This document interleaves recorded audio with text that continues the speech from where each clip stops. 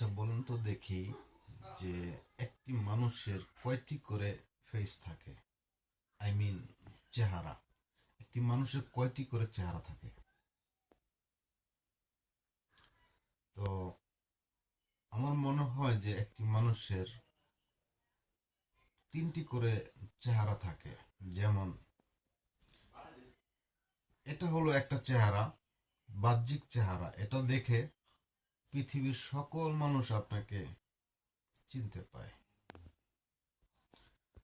আরেকটা চেহারা হচ্ছে বাবা মা, ভাই বোন, আত্মীয় স্বজন, পাড়া প্রতিবেশী